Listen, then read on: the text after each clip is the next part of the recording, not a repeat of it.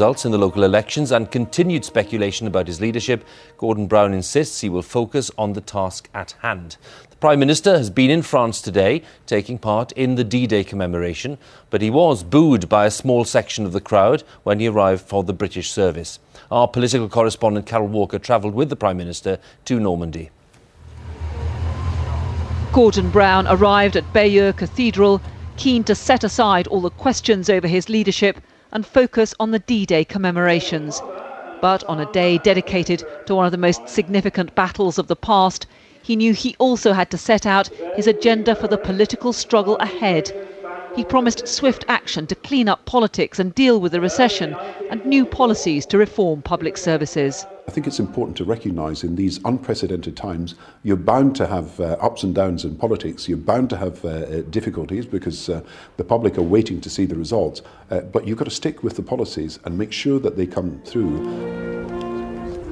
Today we saw Gordon Brown, the statesman on the world stage, promising to defend the ideals for which so many Allied troops died.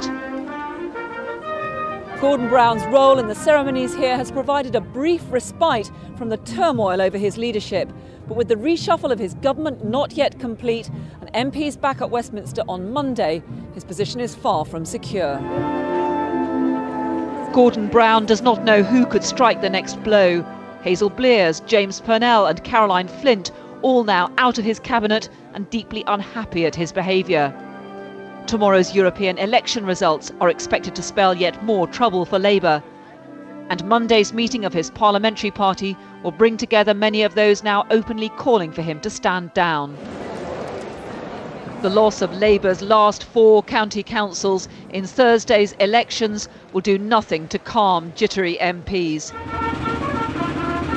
Even here in Normandy, as Gordon Brown arrived at the British Veterans Service at Arromanches, there were boos from some in the crowd. Not just annoyance over the arrangements, but a harsh reminder of the public disillusion at his leadership, which will do nothing to help his efforts to fight on. Carol Walker, BBC News, Normandy.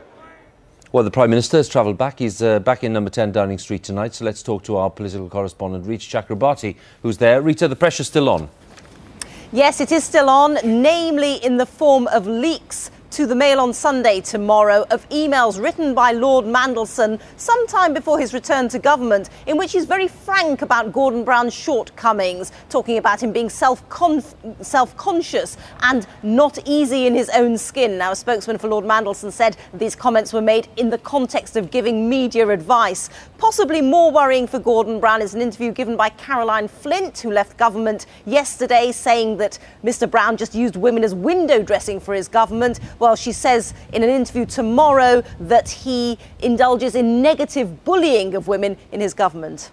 Rita, let's look ahead to tomorrow night and the results of the local elections we've had, of course, the European elections tomorrow night. What's the latest thinking on that?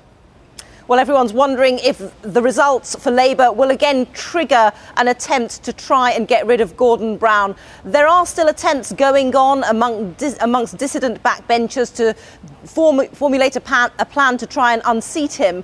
But their efforts will have been dealt a blow tonight, possibly, by comments from the influential left-winger John Cruddas. He's told the BBC that the future of the party isn't about people, it's about policies, and thinking that things can be resolved by ditching Gordon Brown is madness.